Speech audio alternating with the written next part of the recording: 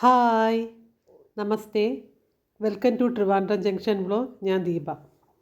കേരള സ്റ്റേറ്റിൻ്റെ തൊട്ടടുത്ത് കിടക്കുന്ന തമിഴ്നാട്ടിലാണ്. കന്യാകുമാരി ജില്ലയിലെ പാർത്ഥസാരഥി ക്ഷേത്രത്തിലാണ്, അതായത് പാർത്ഥിവപുരം എന്ന ഗ്രാമത്തിലാണ്. ഈ പാർത്ഥസാരഥി ക്ഷേത്രത്തിലാണ് ഞാൻ നിൽക്കുന്നത്.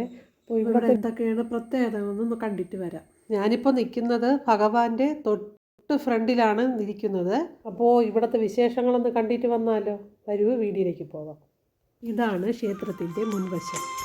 ട്രിവാൻഡ്രത്ത് നിന്നും ഏകദേശം 41 കിലോമീറ്റർ സഞ്ചരിച്ചാൽ ഈ ക്ഷേത്രത്തിൽ എത്തിച്ചേരാവുന്നതാണ്. ഇവിടെ പുരാവസ്തു വകുപ്പിൻ്റെ സംരക്ഷണത്തിലാണ്. അതുകൊണ്ട് ക്ഷേത്രത്തിനെ സംബന്ധിക്കുന്ന പ്രധാനപ്പെട്ട കാര്യങ്ങൾ ആർക്കിയോളജി സർവേ ക്ഷേത്രത്തിന് മുമ്പിൽ തന്നെ രേഖപ്പെടുത്തിയിട്ടുണ്ട്. പുരാവസ്തുവിൻ്റെ രേഖകളിൽ നിന്നും മനസ്സിലാകുന്നത് 1200 വർഷം കാലപ്പഴക്കമുണ്ട് ഈ ക്ഷേത്രത്തിന്.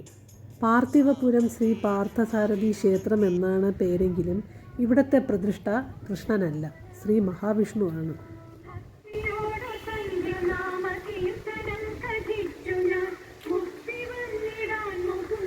ഒരുപാട് പ്രത്യേകതകളുള്ള ക്ഷേത്രം കൂടിയാണ് കേട്ടോ.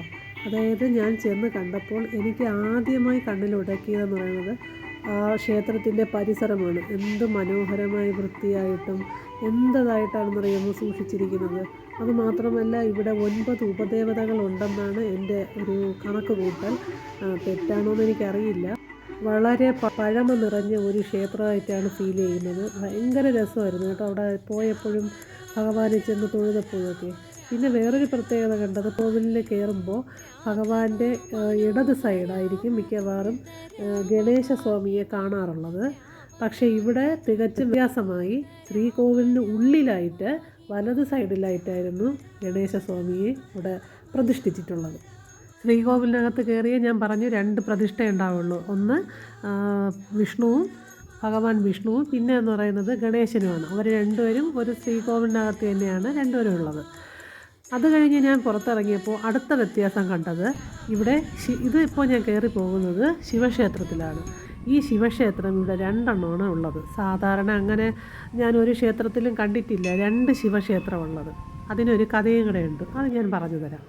അതിനു മുമ്പ് ഞാൻ വേറൊരു കാര്യം കൂടെ പറഞ്ഞോട്ടെ. എൻ്റെ മുമ്പത്തെ വീഡിയോയിൽ ഞാൻ പറഞ്ഞിട്ടുണ്ട്, ഭഗവാൻ ശിവനെ തൊഴുമ്പോൾ ഭസ്മം ധരിച്ച് വേണം ഭഗവാനെ തൊഴുവാനെന്ന് പറഞ്ഞിട്ടുണ്ടായിരുന്നു. അതുപോലെ ഭസ്മം ധരിച്ച് ഭഗവാനെ തൊഴുതിട്ട് ഞാൻ പുറത്തിറങ്ങി ഭഗവാന്റെ മുന്നിൽ 2 ബെല്ലും കൂടെ അടിച്ചു. മണിയുടെ സൗണ്ടും കൂടെ കൊടുത്തതിന് ശേഷമാണ് പുറത്തിറങ്ങിയത്. ഇനി കഥയിലോട്ട് കിടക്കാം. ഇതാണ് ഉണ്ണിക്കണ്ണൻ. പുറത്താണ് ഭഗവാന്റെ പ്രതിഷ്ഠ. ഭഗവാന് എതിർവശമായിട്ട് ശിവൻ്റെ പ്രതിഷ്ഠയും ഉണ്ട്. ഇവിടുത്തെ കൃഷ്ണൻ ഭയങ്കര വികൃതിക്കുട്ടനായിരുന്നു. ഭക്തജനങ്ങൾ വരുമ്പോൾ ഭഗവാന്റെ വികൃതികൾ കാട്ടാൻ തുടങ്ങിയത്രേ. ഭഗവാന്റെ വികൃതികൾ സഹിക്കാതെയായപ്പോൾ പ്രശ്നവശാൽ ഭഗവാനെ നിയന്ത്രിക്കുവാൻ വേണ്ടി ശിവനെ പ്രതിഷ്ഠിക്കുകയും ഉണ്ണിക്കണ്ണൻ്റെ എതിർവശത്താണ് ഭഗവാനെ പ്രതിഷ്ഠിച്ചത്. ശേഷം ഉണ്ണിക്കണ്ണൻ്റെ വികൃതി കുറഞ്ഞു എന്നുള്ള വിശ്വാസം കൂടെ ഇവിടെയുണ്ട്. ഇത് യഥാർത്ഥത്തിൽ നടന്ന ഒരു സംഭവമാണെന്നാണ് പറയപ്പെടുന്നത്. ക്ഷേത്ര ദർശനം കഴിഞ്ഞ് ഞാൻ പുറത്തോട്ട് ഇറങ്ങിയിട്ടുണ്ട്. ഈ ക്ഷേത്രത്തിനെ കുറിച്ച് അധികം ആർക്കും അറിയില്ലെന്നാണ് എനിക്ക് തോന്നുന്നത്. കേരളത്തിലുള്ളവർക്കാണ്. ക്ഷേത്ര ദർശനം കഴിഞ്ഞ് നല്ലതുപോലെ റിലാക്സ് ചെയ്യാൻ പറ്റിയ ഒരു ഇടവും കൂടെയാണ്.